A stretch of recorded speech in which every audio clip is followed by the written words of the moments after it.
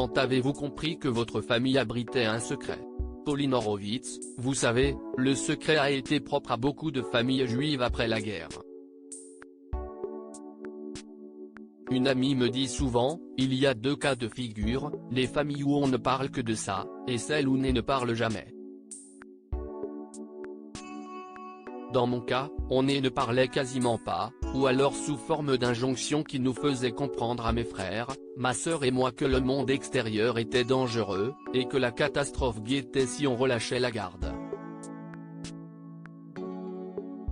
Mon père disait toujours, si on vous demande de l'origine de votre nom, dites que Siesti Auvergnat. Ce qui n'est pas du tout plausible. Ma grand-mère nous répétait que dans le métro, il ne fallait pas dire à haute voix la station où l'on devait descendre, pour ne pas être suivi.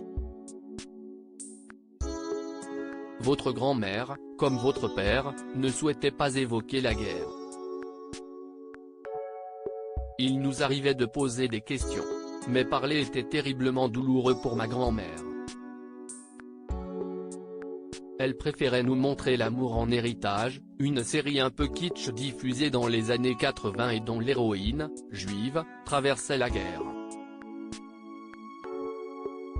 C'était sa façon de nous faire comprendre ce qu'elle avait vécu.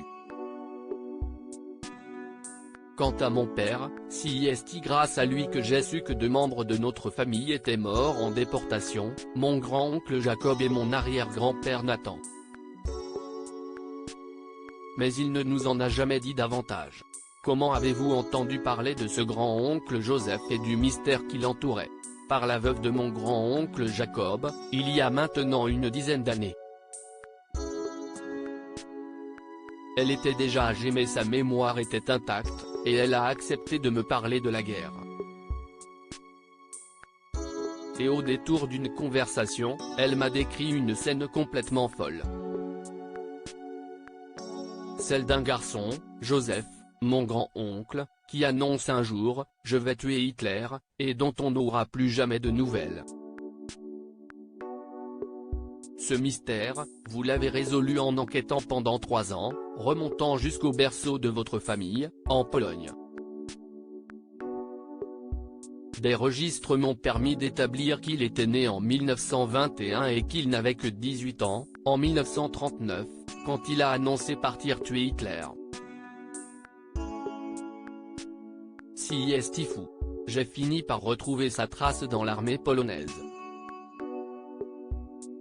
Il s'était donc engagé pour aller combattre Hitler. Vous avez levé un secret de famille. Est-ce libératoire? Oui, je crois que la connaissance libère. Le fantôme de Joseph ne me hante plus, et les générations suivantes ne seront pas à leur tour rongées par les non-dits.